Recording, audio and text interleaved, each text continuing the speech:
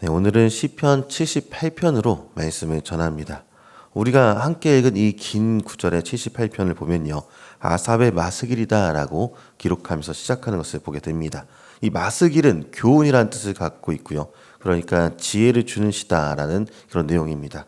이 시는 단순히 시인의 감정을 노래하는 것을 넘어서서 깊은 영적인 교훈을 주기 위해서 기록된 시라는 것을 다시 한 번 더 볼 수 있다는 것이죠. 그러니까 시편 기자는요, 이스라엘 백성 오늘날에 우리를 향한 하나님의 말씀이 곧 과거의 역사 속에 담긴 교훈에 집중해야 된다라고 강력하게 이야기하고 있는 것입니다.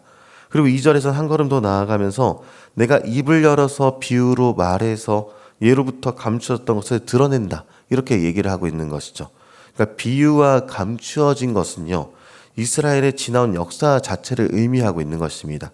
단순히 과거의 사건들을 나열하는 데 그치는 것이 아니라 역사 속에 숨겨진 하나님의 뜻과 그리고 영적인 비밀이 어떤 것인지, 또 이스라엘의 반복되는 실패 속에서 어떻게 하나님께서 포기하시지 않으시면서 이끌어 가시는지에 대해서 똑똑히 다음 세대들에게 가르치고자, 교훈하고자 했었던 것이 이 아삽의 마스길이 되는 것입니다. 하나님께서 어떻게 과거의 이스라엘을 다루셨는지를 보면 오늘 우리를 어떻게 인도하실 것이고 어떻게 무엇을 경계하며 나아가야 되는지 여기에 대해서 이야기한다는 것입니다. 그래서 오늘 본문은요, 이스라엘의 큰 죄악 중 하나를 명시하면서 시작하는데요.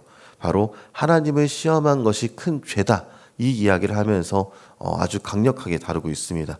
그래서 본문은요, 이스라엘 백성이 어떻게 반복적으로 하나님을 시험했는지를 생생하게 고발하는데 18절에서 그들의 탐욕대로 음식을 구하면서 그들의 심중에 하나님을 시험했다라고 기록하는 장면이 있는 것이죠. 그리고 41절에도 보니까요, 그들이 돌이켜서 하나님을 거듭거듭 시험하면서 이스라엘의 거룩하신 일을 노엽게 했다, 이렇게 말을 하는 장면들이 있습니다. 하나님을 시험한 행위가 얼마나 무서운 행위인지에 대해서 알려주려 하는 것입니다. 이스라엘 백성은요, 하나님의 능력을 믿지 못했고 자신들의 욕심을 채우기 위해서 하나님이 정말로 우리 책임져 줄 수 있는가라고 증거를 요구했다는 것입니다. 그런데 이 증거를 단순히 요구한 것으로 끝나는 것이 아니라 이것은요, 하나님의 권위와 성품에 대한 도전이 된다는 것이죠. 하나님의 신실하심을 의심한 것이고 하나님의 주권 자체를 인정하지 않았던 것이고 자신들의 탐욕을 하나님의 능력 위에 두려했던 것들이 바로 이 하나님을 시험하는 내용들입니다. 출애굽기 17장을 잠시 가보면요, 마사 무리바 사건이 등장하게 되는데요. 이 사건이 하나님을 시험한 사건으로 볼 수 있는 대표적인 사건 중 하나입니다. 이스라엘 백성이 리비딤 장막을 쳤고 마실 물이 없게 되었을 때 모세와 다투기 시작합니다. 출애굽기 17장 2절의 하반절을 보니까요, 모세는 이스라엘 백성들에게 너희가 어째서 여호와를 시험하느냐, 이렇게 책망하는 내용이 나타나게 됩니다. 백성들은요, 목마름의 고통 속에서 하나님이 정말 자기들 가운데 계시긴 한 건지 그들을 인도할 능력이 있으신지 의심하면서 원망을 쏟아내는데 이집트의 다른 신들과 비교하면서 돌아가겠노라 라면서 원망했던 것이죠. 결국 7절에서 그 땅의 이름을 마사 혹은 무리바다, 이렇게 얘기를 하는데 이 마사라는 지명 자체가 시험함이란 단어에서 유래한 단어가 되는 것입니다. 이들은요, 이미 홍해를 건너는 기적도 경험했고 하늘에서 내리는 만나도 경험했던 사람들입니다. 하나님의 임재와 능력을 분명히 충분히 경험했던 사람이라는 것이죠. 그럼에도 불구하고 눈앞에 물이 없다는 현실 앞에서 과거의 모든 은혜들을 잊어버리고 다시 하나님을 시험했던 사람들입니다. 이게 바로 시편 78편이 고발하는 이스라엘의 죄의 본질이 되는 것이죠. 은혜를 망각한 것, 현실의 문제 앞에서 하나님을 불신한 것, 자신의 욕망을 기준으로 하나님의 능력을 재단하려 했던 교만했던 마음들, 이 모든 것들이 하나님을 시험하는 죄다, 이것을 우리에게 교훈하고 있는 것입니다. 이 죄는요, 광야의 이스라엘에게만 해당되는 것이 아니고요, 지금을 살아가는 우리 역시도 풍요 속에서도 불안해하고 작은 어려움 앞에서도 하나님의 사랑을 의심하고요, 우리 방식대로 문제를 해결해 달라고 하나님께 떼를 쓰기도 합니다. 이렇게 우리는 하나님을 시험하는 죄를 짓고 있지 않은지 우리는 스스로 돌아봐야 한다는 것이죠. 이스라엘 백성은요, 광야에서 하나님을 시험하는 죄로 인해서 실패했다라고 우리 본문에서 봤습니다. 그리고 그들은 약속의 땅에 온전히 들어가지 못하게 되었고, 그들의 역사는요, 불순종과 심판의 반복이 계속되는 것까지 보게 되었습니다. 그러면 이 실패 역사는 우리에게 절망만 안겨주는 것일까? 과연 우리에게는 어떤 소망도 없는 것일까? 사실 그렇지 않죠. 성경은 이스라엘의 실패를 통해서 우리에게 더 큰 소망 자체를 보여주기도 합니다. 이스라엘이 실패했었던 바로 그 광야의 시험, 하나님의 참 아들이신 예수님께서 완벽하게 이기신 내용을 우리에게 알려준다는 것이죠. 마태복음 4장을 보면요, 예수님께서 40일을 줄이고 목마르신 후에 사탄에게 시험을 받는 내용이 있습니다.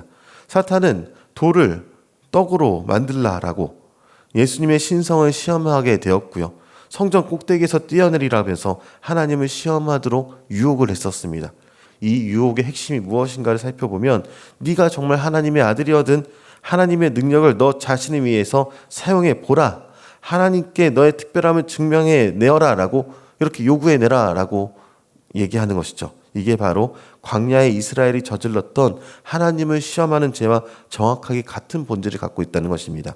그런데 예수님께서는요, 신명기 6장 16절의 말씀으로 이를 단호하게 물리치시죠. 주 너의 하나님을 시험하지 말라라고 얘기한 것입니다. 예수님은요, 이스라엘이 실패했었던 바로 그 지점에서요, 하나님의 말씀을 온전히 신뢰하면서 순종하시면서 승리하심을 우리에게 보여주셨습니다.